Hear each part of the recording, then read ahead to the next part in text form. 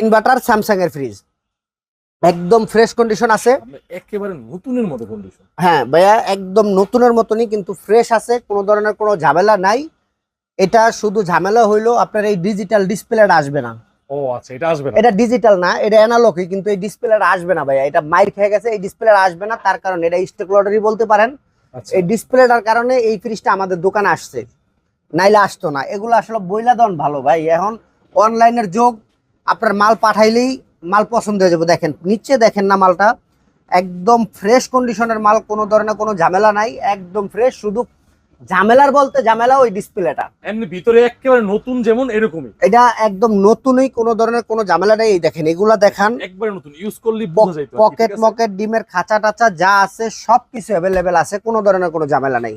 বলেন এটা কত? আজকে এটা দিয়ে দিব মাত্র 30,000 টাকা ভাইয়া। 30,000? 30,000, হ্যাঁ। তারপরে ভাই রুবেল ভাই, 2,000 টাকা ডিসকাউন্ট করে দিব, 28,000 টাকা। না লাস্ট একটা অফার করেন।